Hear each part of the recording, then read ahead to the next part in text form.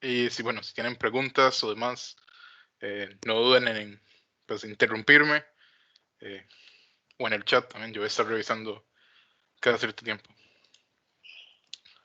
Entonces, bueno, la presentación se titula, como podrán ver, una perspectiva general de la cohetería moderna. Mi nombre, bueno, es José Ricardo Campos Mora. Probablemente me conocen ya desde las charlas iniciales. Yo soy actualmente el coordinador general de la parte de cohetería. Y bueno, sin más, entremos en materia. Bueno, ¿qué entendemos por cohetería o qué es eso de cohetería? Bueno, si recuerdan a la primera charla, eh, yo dije que la cohetería no solo era el cohete en sí, digamos, como lo que ven aquí, sino que podía ser hasta un globo.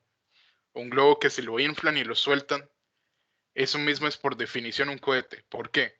Bueno, como dice acá en la diapositiva, podemos definirlo como cualquier objeto realmente, ni siquiera un vehículo, pero cualquier objeto que obtiene empuje a partir de un motor de cohete. Pero ¿qué es un motor de cohete en sí? Simplemente un aparato que crea una diferencia de presión. ¿Qué tan complejo es ese aparato? Bueno, depende de lo que usted quiera. Un globo es bastante sencillo, pero por definición es un gas que ustedes inflaron que está a ligeramente más presión que lo que a través de la compresión que se da por la salida pequeña del globo que lo que está el aire atmosférico, pues. Eh, la imagen que ven a su izquierda es de Eupiladerón, que es una representación del concepto de empuje. Básicamente es una esfera que rota a través del vapor y representa un poco mucho del concepto de empuje. Bueno, en el centro está un cohete modelo y a la derecha está el Electron de Rocket Lab, que ya es un cohete de cargas orbitales. A mí siempre me gusta que empiezo a hablarles un poco de la historia, o sea, para que sepan siempre cuando uno estudia un tema, por lo menos a mí me ayuda mucho, conocer como la historia y los motivos detrás y a veces hace más fácil comprender ciertos conceptos teóricos. Bueno, la historia moderna, porque realmente desde antes ya en China habían desarrollos, pero la moderna, la que usamos actualmente, empieza con este señor que ven en la foto, que se llama Konstantin Tlaiskovsky, un ruso. Por ahí pueden ver casi 1800, 1900, casi 1900. Pero ¿qué fue lo que hizo este señor? Bueno, este señor se dio cuenta de esos cuentos que él leía, como los libros de Julio Verne, por ejemplo, que es básicamente de la Tierra a la Luna. Bueno, él se dio cuenta que eso era posible y que se podía describir matemáticamente. ¿Y él qué hizo para describirlo? Bueno, él inventó lo que es la ecuación fundamental del cohete, que van a conocer ustedes como delta V, que lo ven ahí. Delta V es igual a una velocidad de escape, que lo voy a explicar ahorita, por un logaritmo de diferencias de masas. Esa ecuación es fundamental y la van a usar o sea, en cualquier área que estén, porque eso les dice cuánta energía necesitan ustedes para llevar su experimento o su carga en sí a cualquier órbita que quieran o altura, en el caso de si son cohetes para vuelo atmosférico, por ejemplo. Entonces, bueno, ese es Konstantin Tverskovsky. Si nos movemos un poco en la historia, hay un americano eh, bastante conocido que se llama Robert H. Goddard. Él es considerado el padre de la cohetería moderna. Y bueno, ¿qué hizo este señor? Bueno, él fue el que hizo el primer de cohete líquido, que es la base de lo que hoy, bueno, desarrolló muchas de las ecuaciones y la ingeniería en sí de hacer motores de cohete. Pero Goddard realmente sentó las bases para lo que van a venir siendo los vuelos del B2, que vamos a ver ahorita en Alemania, y posteriormente bueno, culmina en el Saturno 5 y hoy día. Él realmente hace los fundamentos de ingeniería mecánica, podremos decirlo, de lo que es la cohetería actualmente. Entonces, Goddard es realmente, bueno, pueden leer más de él. Este es un diagrama, este es el cohete original de él, esa foto. La tomé en el Air and Space Museum, ahí está el cohete original y bueno, este es el diagrama cuando está en configuración de vuelo. De todas las partes que tiene el cohete de Goddard. Luego nos movemos un poco de años más y entramos con un señor que se llama Herman Oever. Y se ven en la foto atrás, bueno, está un también conocido, muy conocido Von Braun. Herman Oever es el fundador de... creo que alguien me consulta si estoy grabando la clase. Sí estamos grabando la clase, porque en teoría. Bueno, ok, continuando. Entonces, Hermann Oberth, él es el padre bueno, él es el fundador de un club de cohetería en Alemania, algo no muy disimilar a lo que es TechSpace hoy en día, no muy diferente. Y bueno, en ese club de cohetería llega a entrar un niño de 13 años, o sea, un adolescente de 13 años que se llama Von Braun, y empiezan ahí a trabajar juntos en cohetes. Básicamente, no empieza muy lejos de como está ahorita. Eventualmente, bueno, ¿qué pasa con eso? Lo absorbe eh, todo el gobierno pues, de Hitler, el gobierno nazi, para una división de misiles. Y ahí es donde nace el B-2, que ya ahorita voy a hablar de eso. Luego en Rusia, mientras bueno, estaba ahí Von Braun y Hermann Oberth formando eso, había otro señor que se llama Sergei Korolev, que él estaba pensando ya en cohetes. Y entonces él es el fundador del programa espacial ruso y en cierta forma el primer gran ingeniero de sistemas, porque realmente él es un ingeniero de sistemas, que pone a un hombre en el espacio, con Yuri Gagarin. Luego, moviéndonos un poco, vamos a, bueno, otra vez Gordon Von Braun, que eventualmente, bueno, probablemente lo conozcan, él se entrega a las autoridades de Estados Unidos, y bueno, en Estados Unidos él lo ponen a trabajar en misiles, al principio en la Fuerza Aérea, una división de la Fuerza Aérea, y eventualmente esa división de la Fuerza Aérea es absorbida por lo que llega a hacerse NASA o NACA en un principio. Entonces, bueno, ahí se forma NASA. Ahí lo que pueden ver es el V2, el diagrama del V2. Este que en el centro es otra foto del Air and Space Museum, que representa, de hecho, un modelo capturado de la Segunda Guerra Mundial del V2. Y bueno, ahí está el Saturno V, que es el cohete, que él es el que, de los dos grandes autores de ese cohete, y el que nos llevó a la Luna por primera vez. Pero también hubieron figuras muy importantes en lo que es el Saturno V, por ejemplo, como fueron Katherine Johnson, que hizo los cálculos de mecánica orbital, una completa crack a hacer esas cosas. Y más en ese tiempo que no existían propiamente o no estaban tan desplegadas el poder computacional que tenemos ahorita. Y también por el otro lado, en la parte de navegación y control, que fue Margaret Hamilton, que esa foto es icónica, y ahí tiene como todo el código para la computadora de navegación y control del Saturno V, que es el cohete que está en el medio. Luego nos movemos un poco más en la historia, vamos al transbordador espacial, porque en ese momento, bueno, los finales del 72, la NASA había cancelado ya casi que el programa Apolo, y entonces se pusieron a pensar, bueno, ¿qué vamos a hacer después? Entonces, desde hace tiempo había una idea de que era necesario hacer más experimentos de larga duración en órbita baja y que querían una estación espacial, pero para poder hacer eso ocupaban un nuevo vehículo que fuera capaz de llevar las partes y más, incluso ser flexible, porque no el mismo vehículo formar parte de ser una estación espacial. Y eso, bueno, resulta siendo el transbordador espacial, con 3 personas a destacar. Ahí es un equipo enorme, obviamente, pero bueno, a la derecha está J.R. Thompson, que es el, por acá, este señor que es el padre de lo que es los motores del transportador espacial. Actualmente el motor de propulsión química con mayor impulso específico a la fecha, que ha volado al espacio. En el centro está Aaron Cohen, que él es el ingeniero de sistemas del transportador espacial, por lo menos del orbitador, un completo crack y mucho de lo que muchas empresas trabajan hoy día en términos de ingeniería de sistemas, asuntos organizativos, mucho de eso es gracias a lo que desarrolló Aaron Cohen. Y bueno, a la izquierda está, creo que alguien tal vez no ocupa tanta introducción, pero es John Young, que fue, bueno, una de las personas que fueron a la Luna, de los 2 astronautas que fueron a la Luna, y también el primer piloto del transbordador espacial, en una época que ni siquiera había análisis computacional de mecánica de fluidos avanzada y no se había probado antes el transbordador espacial. Entonces, también fue un crack. En el presente, creo que estos dos no ocupan mucha introducción. Elon Musk, con sus cohetes, con su Starship, con todo. Y por el otro lado, Gene Shotwell, que como dicen, si Elon dice vayamos a Marte, Gene dice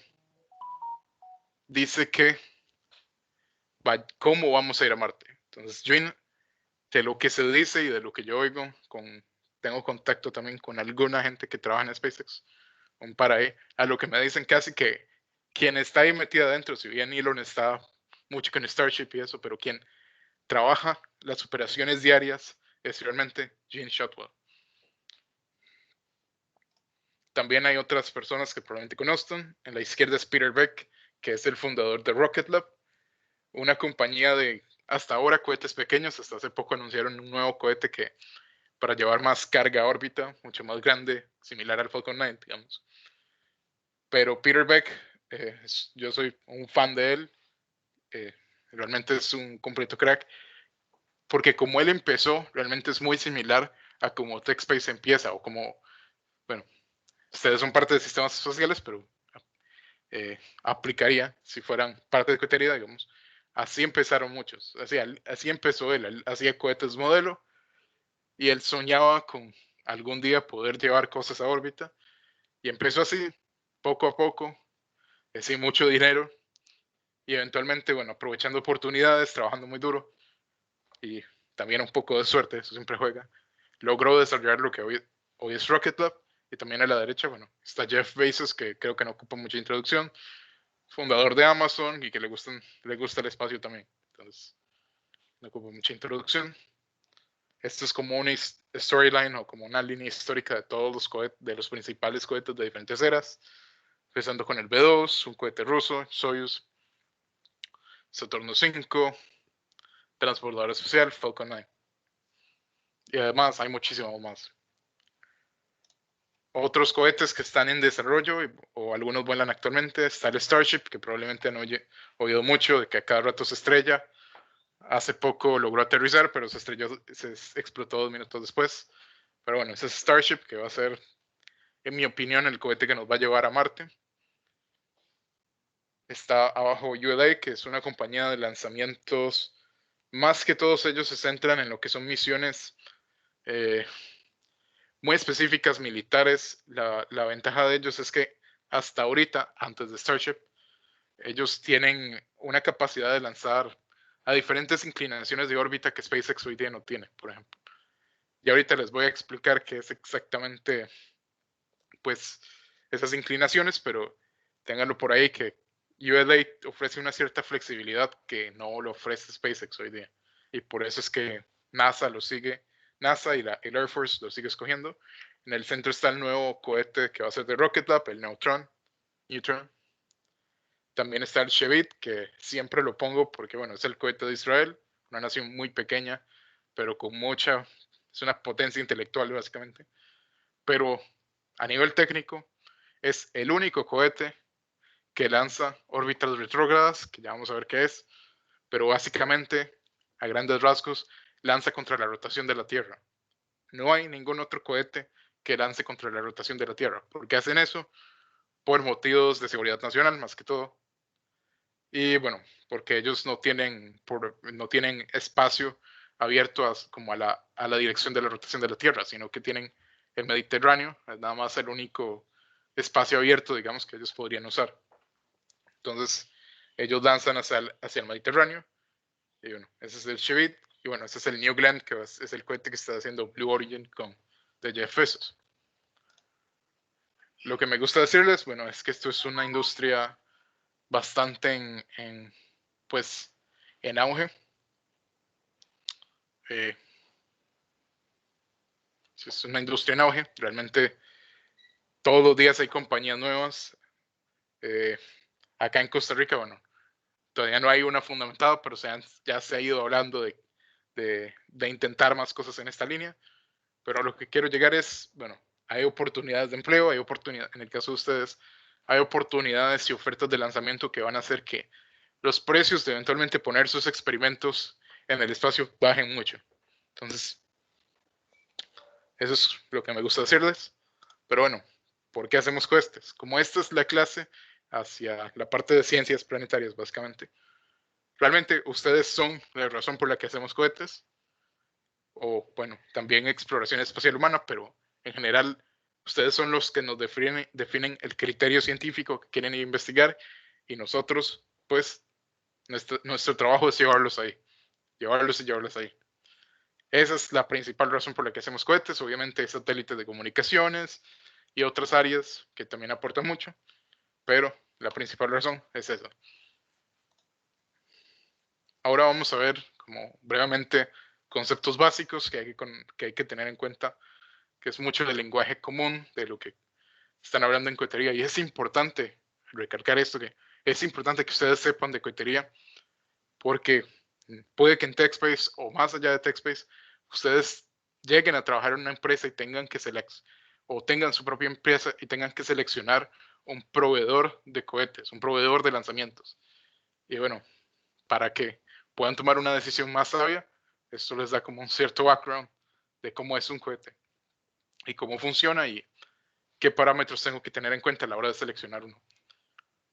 Entonces, primero lo que empezamos, física 1, física de colegio todavía, primera ley de Newton, que lo que dice es que cualquier objeto, excepto que sea actuado por una fuerza externa, se va a mantener en reposo. Esa es la base. Nosotros tenemos que darle una fuerza al cohete para que éste se mueva. Simple. Segunda ley de Newton, mi fuerza es igual a mi masa por la aceleración. En el sentido newtoniano realmente es momentum es igual a masa por velocidad. O sea, realmente esta interpretación de masa por aceleración no es la original de Newton. La original es momentum, que es masa por velocidad, pero básicamente que dice que la fuerza es pues precisamente eso, es una masa a una velocidad, básicamente. Así es como calculamos una fuerza. Y la tercera ley de Newton, que creo que es bastante fácil de comprender, que a una acción hay una reacción. A mí me gusta decirles siempre que es que por alguna razón este universo le gusta el equilibrio en medio del caos. Es un universo que surgió del caos, pero que le gusta el equilibrio. Entonces, pues el universo siempre intenta compensar. Si en algún punto hay caos, tratar de compensar ese caos por otro lado. Eso es la tercera ley de Newton. Yo estoy generando una fuerza que es a través de una aceleración de gases, como vamos a ver, y eso en respuesta tiene que contrarrestarse, que me genera una traslación en el cohete. Okay. Otro concepto importante es el concepto de delta V, que significa, bueno, que es, como vimos ahora, Gleiskowski fue el que desarrolló esto, pero básicamente es cuánta velocidad de energía necesito para llegar a mi destino. Lo que pueden ver ahí en la imagen es un mapa del sistema solar. Eso básicamente me dice cuánto delta V necesito para llegar a diferentes puntos del sistema solar.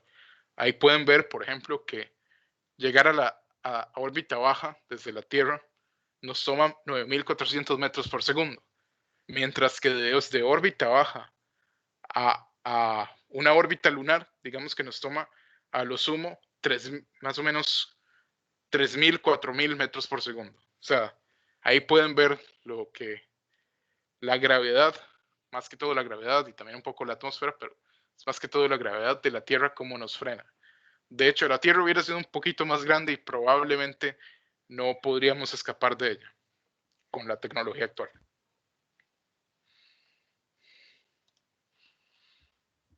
Okay. Entonces, otro elemento importante son como las órbitas y trayectorias. Eso es igual física 1, recordar que, bueno, que cualquier proyectil, bueno, obedece una trayectoria parabólica que se puede analizar con componentes verticales y horizontales o en X en Y.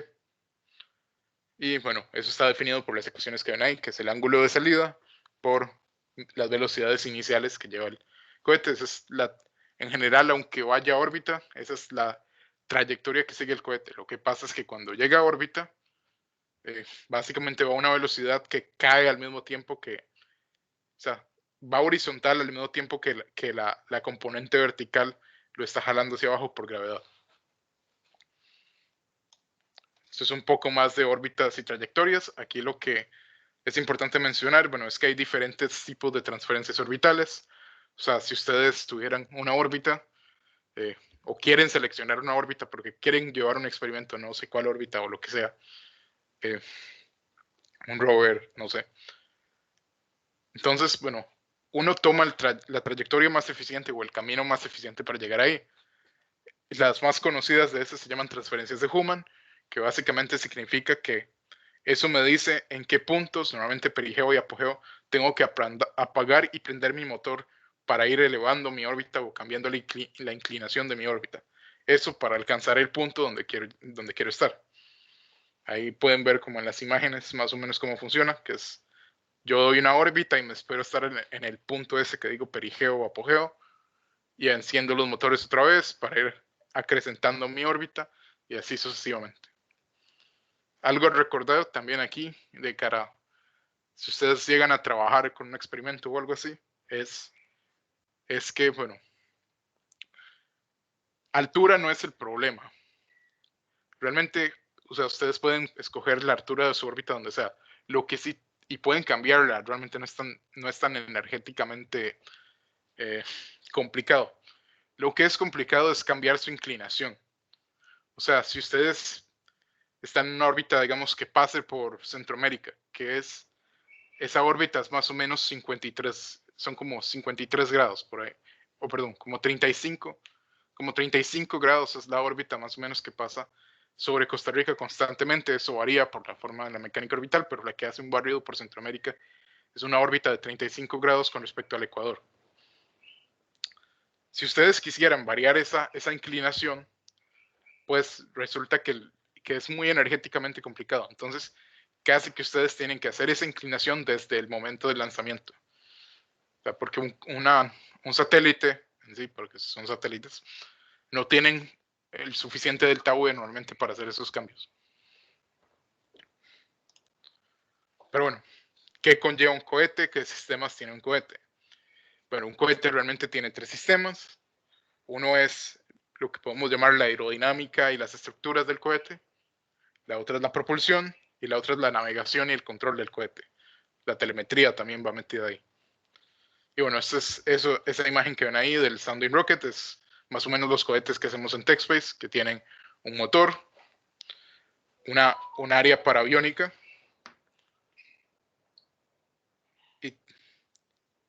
y también, bueno, tiene un área para el payload y la recuperación, que en este caso son paracaídas. O sea, sus experimentos y de cara al proyecto, que ustedes tienen que diseñar una misión y todo el experimento, sus experimentos iría ahí donde dice payload. Ustedes les va a tocar en su momento, bueno, dar estas dimensiones y los equipos de cohetería y sistemas espaciales diseñar la computadora si es que van a medir algo y bueno, a cohetería en sí, ensamblar todo el cohete, diseñar los motores que necesitan para llegar a la altura que ustedes van a definir, etc. Ok, pero para analizar un poquito en detalle conceptos que deberían conocer de las diferentes partes de un cohete, propulsión, ya sabemos que su principal, bueno, las principales dos leyes de Newton que se usan para analizar esto, bueno, la segunda y la tercera. La segunda en el sentido del momentum, de verla como un momentum, o sea que momentum es realmente una medición básicamente la medición de la cantidad de movimiento, pero en este caso es la medición de una ilustración de la velocidad que tiene una masa. Es una forma de medirlo. Momentum es realmente un concepto difícil de explicar, pero bueno. Y también, como decía, la ley de acción de reacción, que es más evidente. Ahorita vamos a ver que hay varios tipos de propulsión, pero hay un concepto muy importante que ustedes, si van a hablar con alguien de cohetería o lo que sea, probablemente lo van a oír, es el empuje.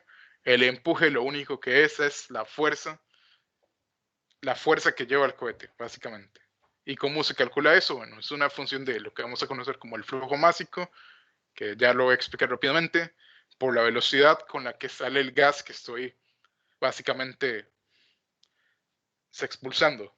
Eso es todo lo que se empuja, es una fuerza pero se calcula así. O sea, es una función de mi velocidad por la masa que estoy sacando. Pues nosotros en la propulsión de cohetes lo que hacemos es, o en general en propulsión lo que hacemos es básicamente inyectar una masa lo más rápido posible. Una masa lo más liviana, lo más rápido posible. Flujo másico, como lo dices, nada más cuánta masa se mueve en el tiempo por una determinada área. Entonces, bueno, ese es como el flujo másico, que es una función de la densidad, del área y de la velocidad del fluido, que al final de cuentas es kilogramos por segundo, o sea, cuánta masa mueve en el tiempo a través de un área. Eso es, en su caso, lo que tienen que recordar. Velocidad de escape, creo que ya lo dices, la velocidad con la que salen los gases de la tobera, o lo que vamos a conocer como tobera, que para ilustrarlo un poco más, acá pueden ver, esto es una tobera, un prototipo del proyecto Miravalles, demostrativo nada más. Y bueno, la idea es, bueno, la velocidad de escape sería la velocidad tangencial, o sea, de cada partícula que sale por esta tobera. Eso es la velocidad de escape. Otro concepto es el impulso total, que esto no es una fuerza, sino es como, parece que hay alguien en sala de espera. Un momento.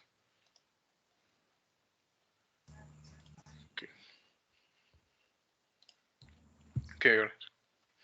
Ahora sí, bueno, retornando a qué es el impulso total. Bueno, esto no es una fuerza en sí, a pesar de que es fuerza por tiempo, sino que es simplemente una medida de, o sea, valga la redundancia, sí es una medida de cuánta fuerza tengo en el tiempo, pero no es una fuerza que actúa en el cohete en sí, es algo que nosotros usamos para, pues, categorizar un cohete, básicamente, darnos una idea de cuánto impulso tiene.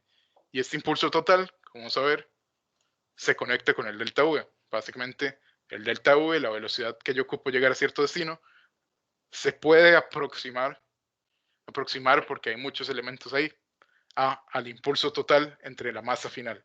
La masa final, ¿qué sería? El cohete con todas las partes muertas, su experimento, básicamente. Eso es todo. Entonces, esta ecuación, a la gente de cohetería, según la masa que ustedes les den del experimento, les va a servir mucho para calcular a la hora de diseñar el motor cuánto delta V tiene que generar ese motor. Bueno, existen varios tipos de propulsión, se pueden caracterizar en tres: eléctrica, nuclear y química. De esas, bueno, las vamos a ver un poco ya más adelante. Otro concepto importante es el de impulso específico, y esto lo van a oír mucho. ¿Qué es el impulso específico? Es una simple medida de eficiencia, o sea, qué tan eficiente es bueno, en este caso el aparato propulsor, mi motor de cohete, sea cual sea la tecnología. Ahora, su análisis depende de la tecnología, porque vamos a ver que un alto impulso específico no necesariamente implica un alto empuje. O sea, y bueno, ahorita voy a dar el mejor ejemplo de eso, es por ejemplo el Basmir, el motor de Franklin Chuck Díaz. Ese entraría en esta categoría, pero si ustedes ven, más o menos, o sea, tiene un impulso específico alto. De hecho, el Basmir anda por casi los 3000, 2000, o sea, es un impulso específico muy alto. Pero el empuje realmente del Basmir no es más que una moneda de 50 colones. O sea, la fuerza, ¿no?, es el equivalente al peso de una moneda de 50 colones. Entonces, eso no nos sirve para trabajar en órbita baja. Esos 9400 metros por segundo, dado el peso que ocupamos llevar, no nos dan con un empuje tan bajo. Y entonces ahí pueden ver el motor químico, por qué se usa actualmente, también por un asunto tecnológico, pero es el que da mejor empuje, más fuerza. Tiene un impulso específico bajo en comparación, pero es lo que hay.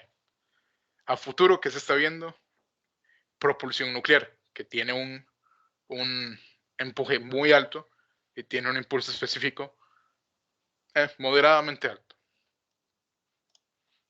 Hay otro tipo de propulsión, que es la propulsión eléctrica.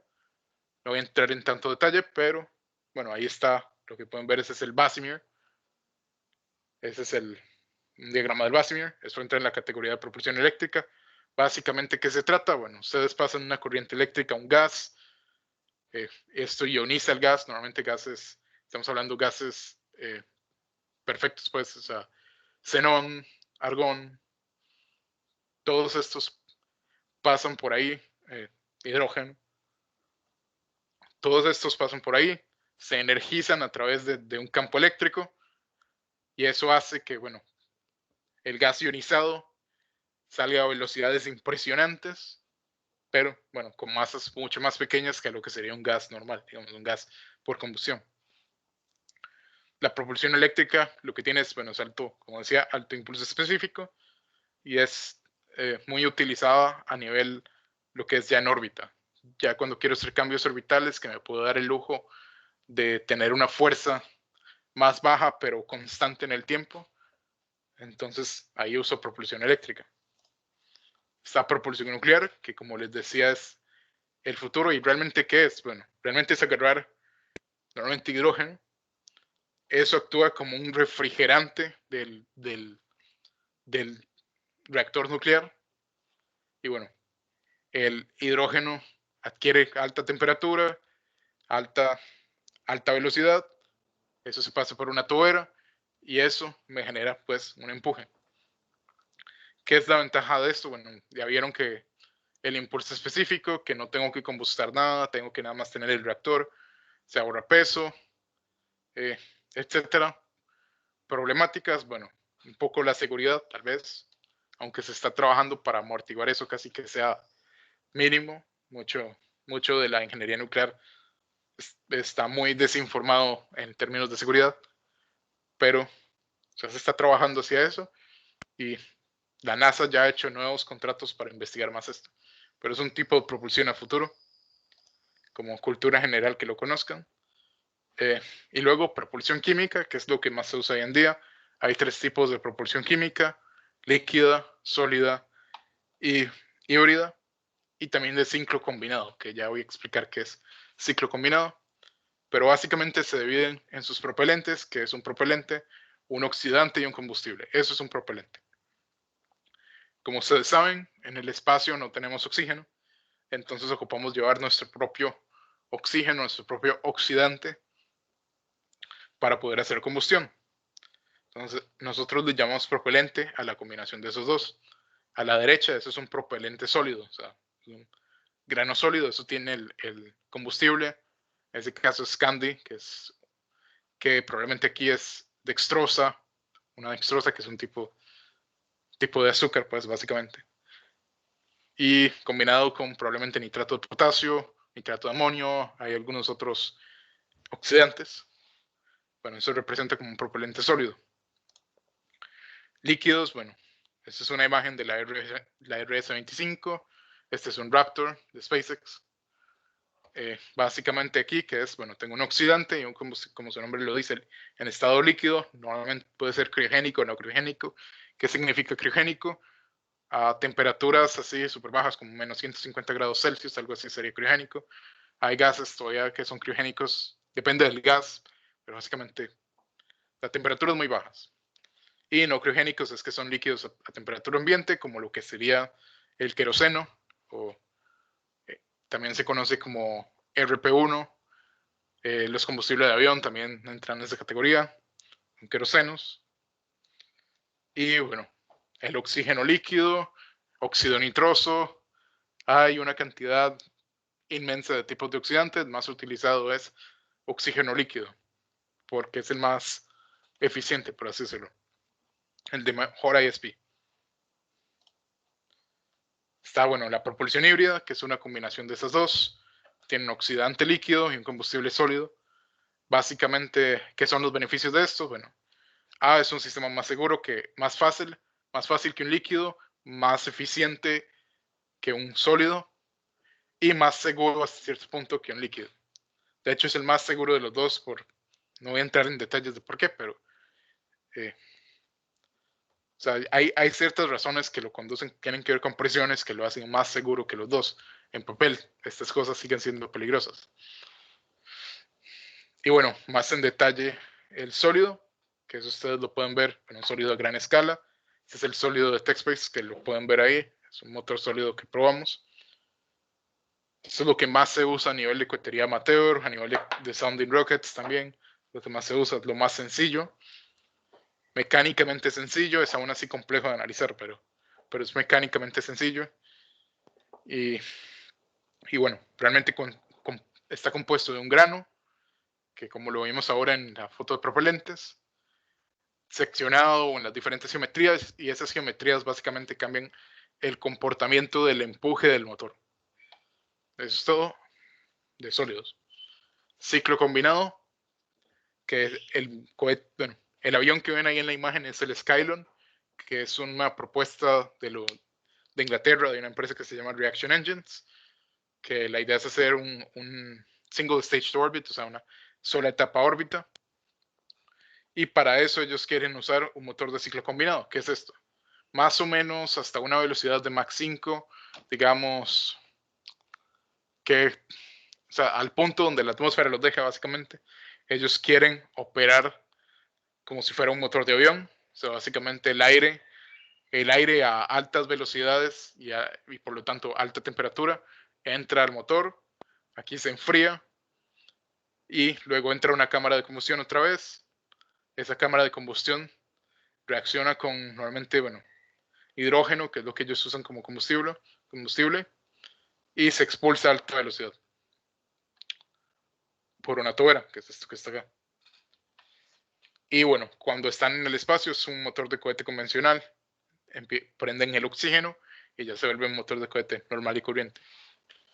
¿Qué es la ventaja de esto? Bueno, nos da un alto en eficiencia, una alza en eficiencia en términos de propulsión química. Y bueno, ellos lo están desarrollando. Actualmente ya tienen desarrollado lo que es el intercambiador de calor, que es lo que enfría el aire entrante que viene a temperaturas altísimas. Y bueno, también lo están empezando a usar para reactores nucleares, de hecho, por lo novedoso de esa tecnología. La empresa se llama Reaction Engines, si quieren leer de ella, pueden hacerlo ahí en internet. Otra, bueno, hablar de aerodinámica y estructuras, que como les decía es el cuerpo del cohete y también incluye la recuperación del cohete en el caso de aterrizar el cohete, descartar el cohete o traerlo con un paracaídas. ¿Qué tienen que saber de esto? Bueno, hay varias fuerzas que actúan en un cohete. ¿Cuáles son esas? Está el empuje, como les dije, está el arrastre, que es básicamente el efecto que tiene el aire sobre mi objeto a altas velocidades.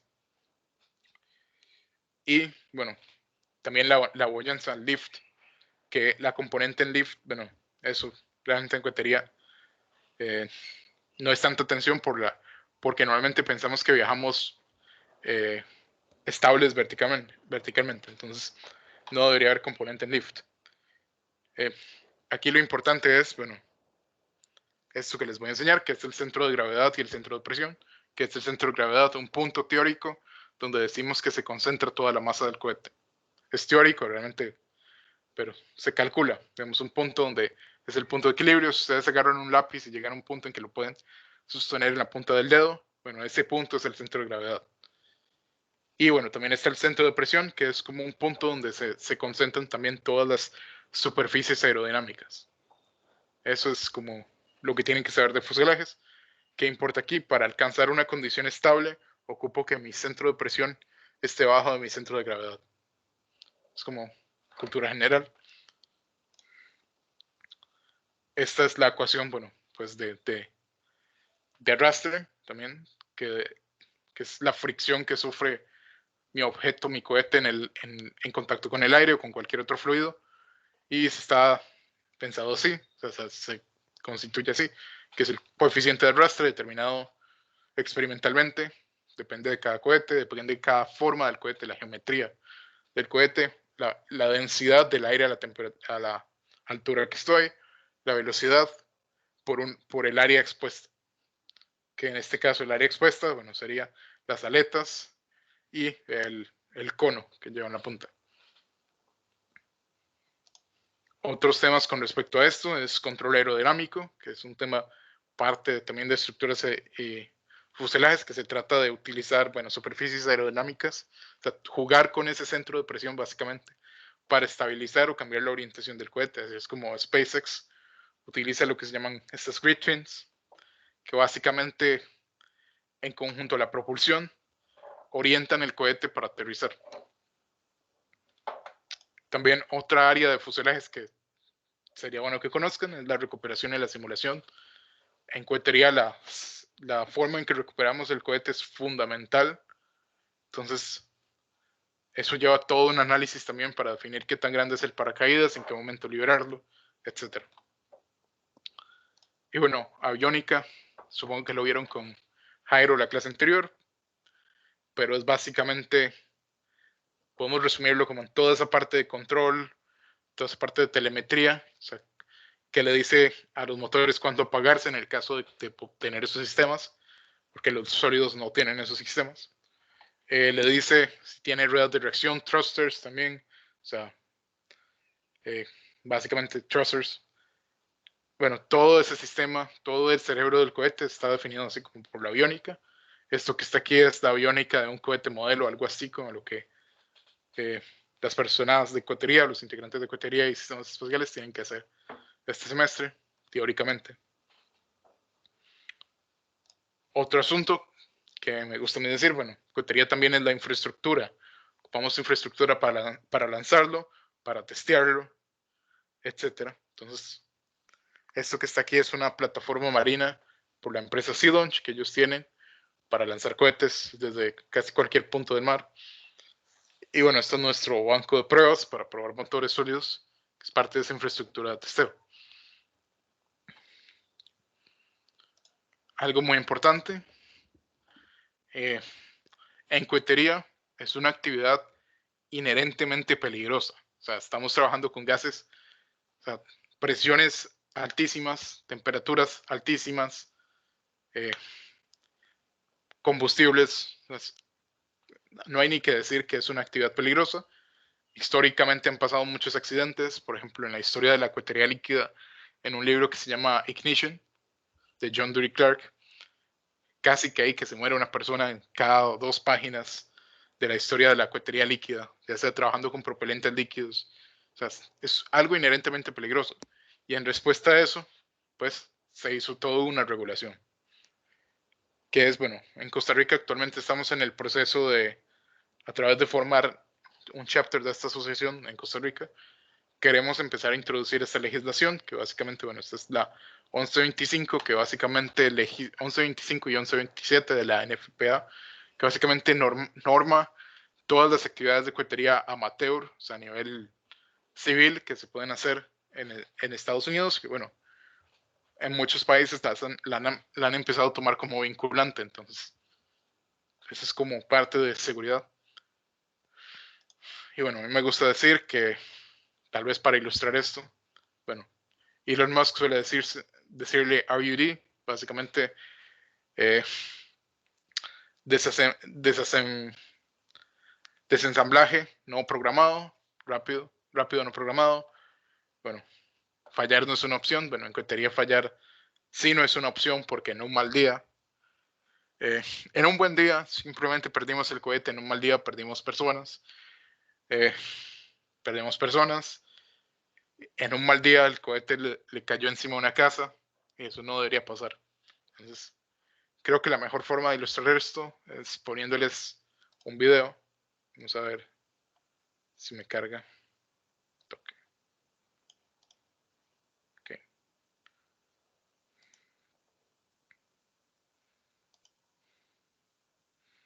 Vamos a ver porque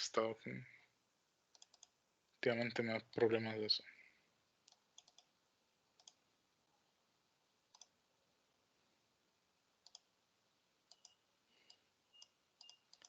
Bueno, parece que, como siempre, me da problemas. Voy a revisar qué está pasando.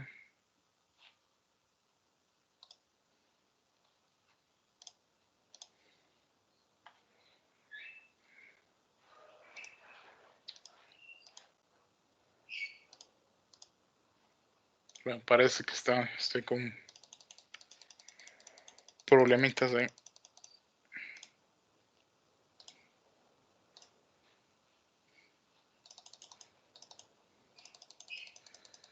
Entonces, bueno.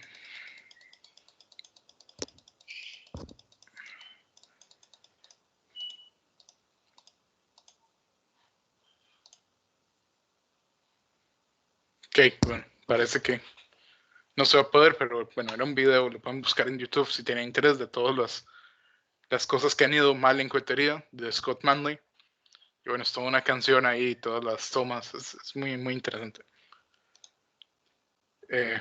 Pero bueno, también como parte de lo que estamos, de ustedes, de su área, pues, quería hablarles un poco de qué tienen que pensar ustedes a la hora de seleccionar un cohete o a la hora de diseñar su payload o de contemplar en su experimento. ¿Qué cosas influye cohetería en su experimento?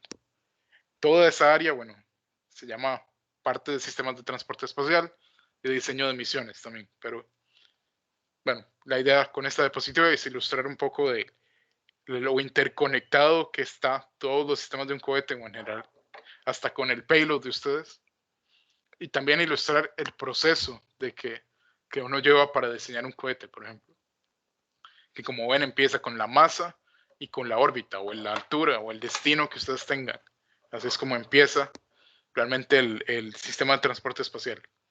Es como empieza el cohete. Eso es todo lo que define el cohete.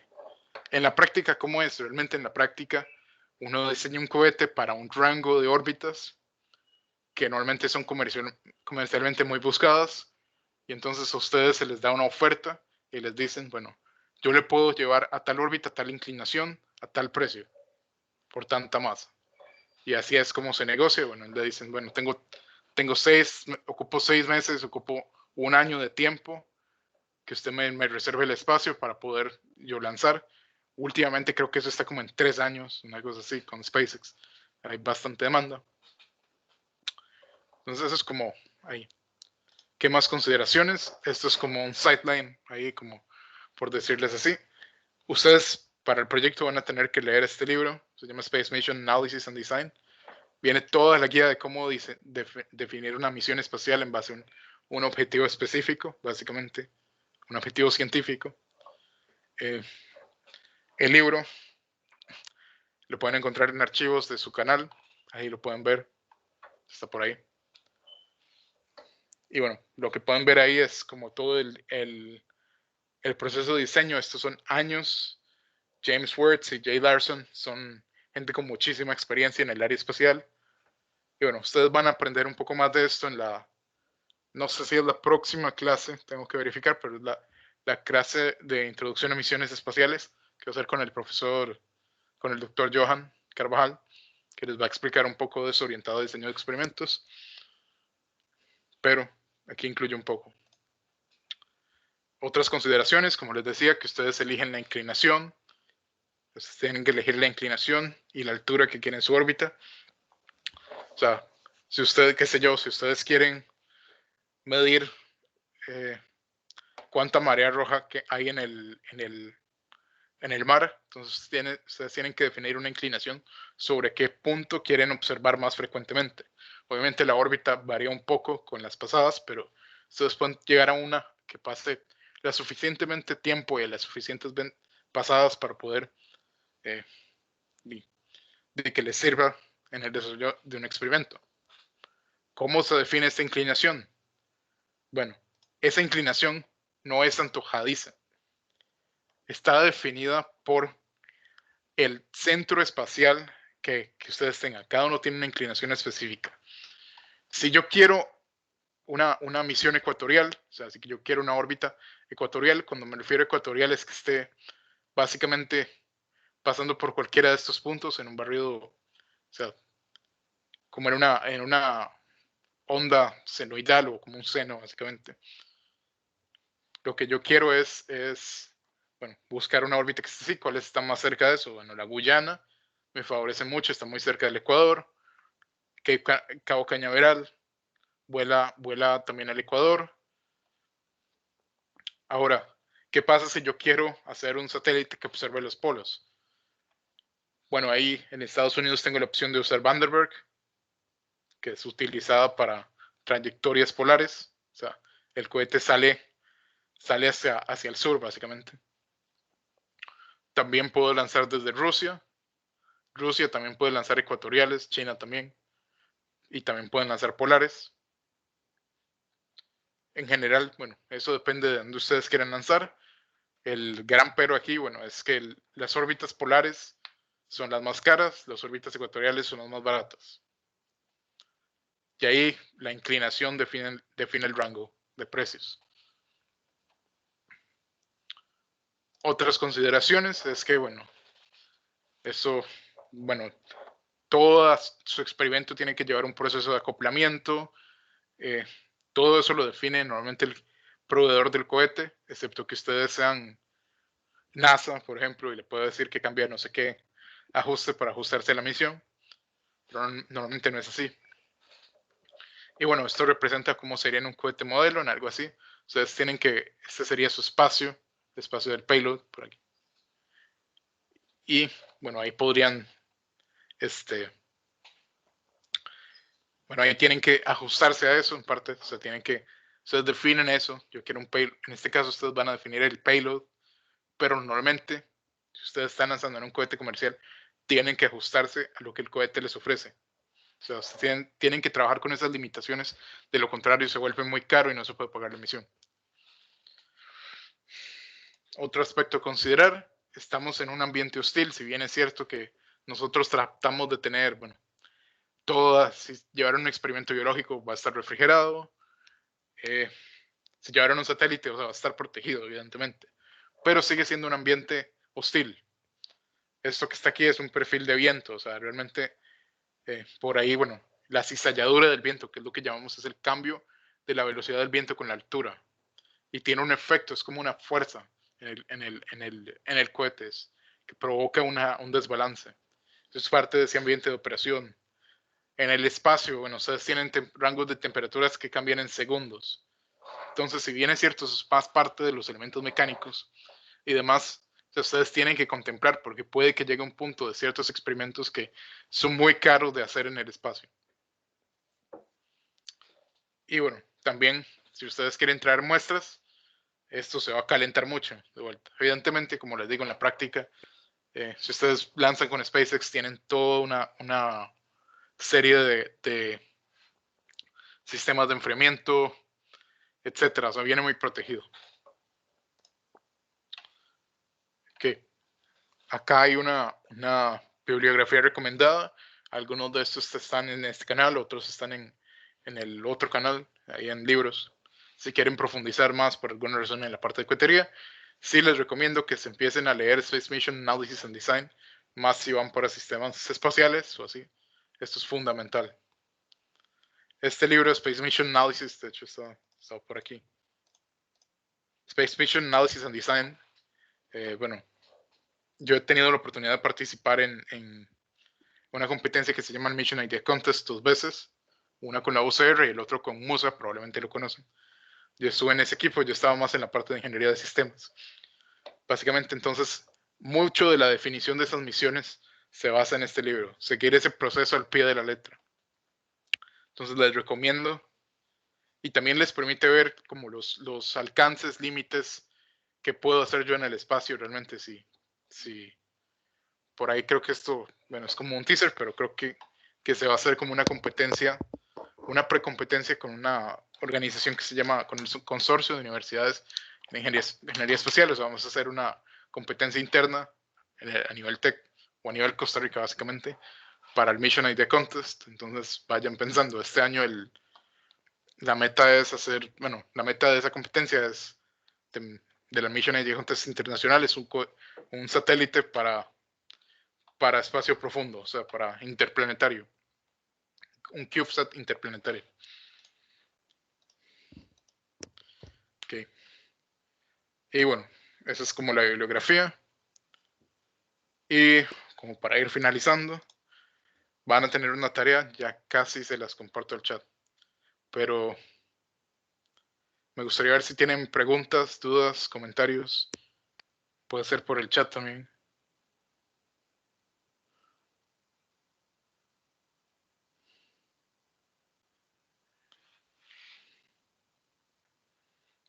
Bueno, si no hay, les voy a compartir dejar de compartir aquí y les comparto el enlace de la tarea casi.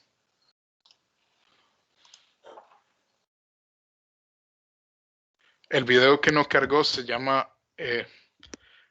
You're not going to space today o We are not going to space today. Ya casi les busco el link también.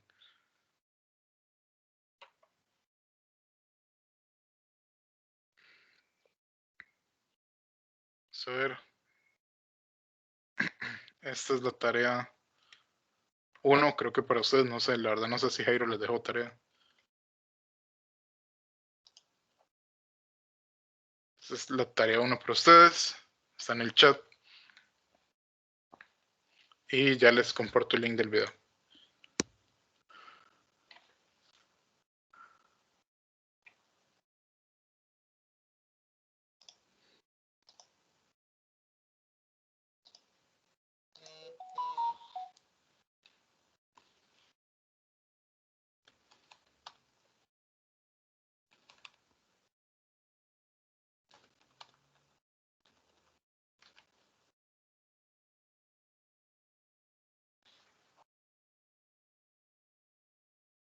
You will not go to space today. A ver.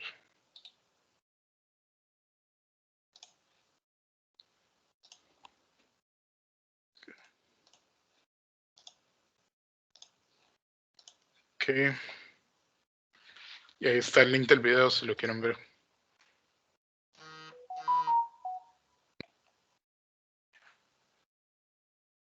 Sale dañado.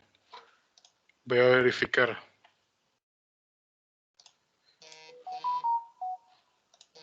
Voy a verificar qué pasó.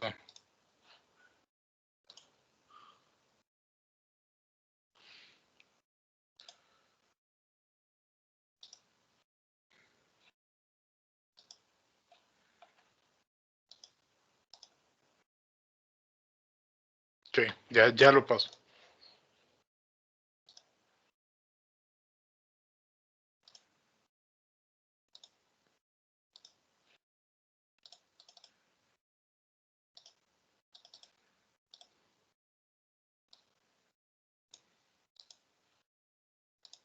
Ya lo paso.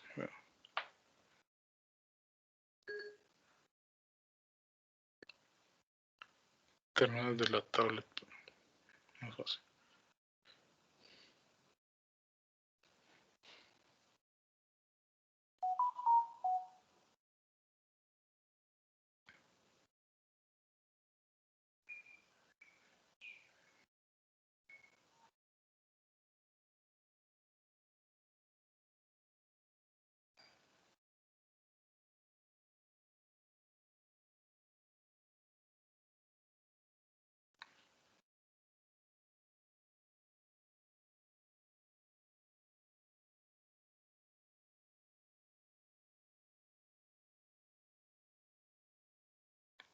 Ok, este ya debería cargar.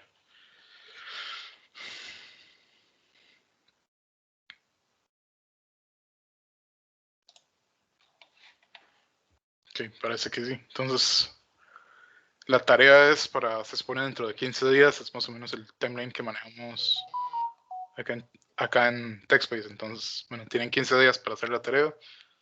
Creo que está sencilla, mucho es de lo que hablamos aquí en clase y tal vez hay un par de cosas, pero es nada más buscar como en Google allá. No debería ser tan complicado. Entonces, sin más, si no hay más dudas, preguntas, comentarios, creo que estamos por hoy. José, no sé si me regalas un momentito como para hacerte unas preguntas ya como ahí que tengo varias dudillas ahí, pero más que todo es como soy nuevo ahí, entonces no sé si me das un chance, unos minutos. Ok, voy a detener la grabación y habilitamos ese espacio.